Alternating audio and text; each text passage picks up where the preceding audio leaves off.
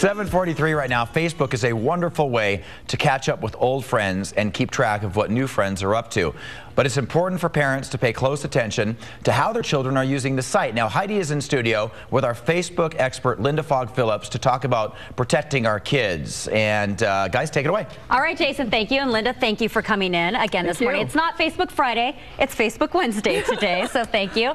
We had a story recently from the Journal of Pediatrics about Facebook maybe causing depression in some kids. They post, maybe they'll post something on their status, then they don't get the response, it'll make them sad. How do you feel about that? I do think that's something that parents do need to watch. Now, the author of the study actually was interviewed again yesterday, and she said Facebook does not cause depression, but it can amplify depression. Yeah. And my analogy, and this is something that parents can probably understand, is Facebook is very much like this mirror. Okay. Where once it reflects back what the user is thinking and feeling.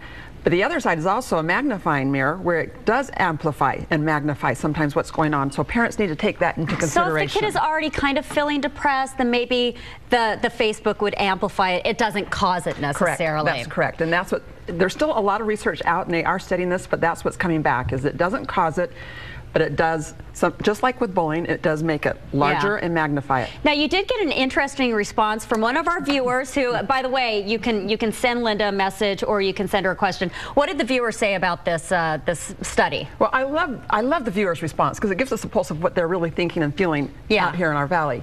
I put out the question, you know, have you had an experience with Facebook depression? You know, share with me. And she basically responded, and her name's Michelle. She said, I'm a mother who has 2 learning disabled children. I'm at home.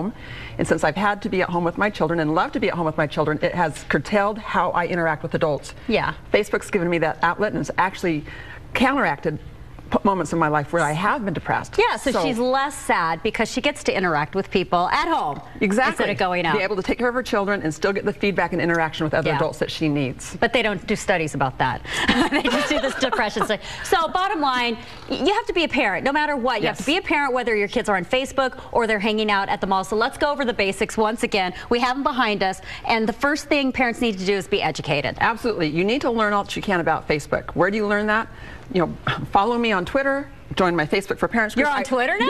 Yeah! She's crossing over. She's the social networking mom. Yeah. Encourage your schools to have workshops and talks on that. This is what I do all over the country. Have them educate the parents and the students. This is part of their responsibility as well. You've said it many, many times. You have to be a friend of your kids. Absolutely. Your kids need to friend you so you can see what's going on, right? And this is a great tool of awareness, so that if you see your child is being depressed, you can pick up on their comments and then address that in home, face to face. Yeah, that's important. Next is family Facebook policy. What does that mean?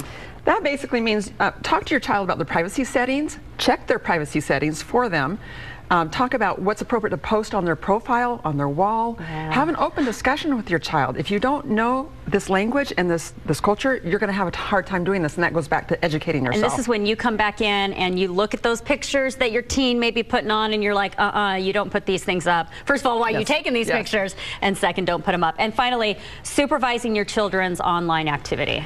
You know, bottom line, we have to be parents. Yeah. Our parental responsibility is to teach and guide our children, and if we don't supervise their activities, we don't have the ability to do that. Yeah. And Facebook allows us as parents a great window into their lives. It allows us the opportunities to step in at important points of their lives and positively direct and guide and direct. Yeah. You know, basically help them as a parent. It's a good way to get in those conversations that they normally would not let you in on.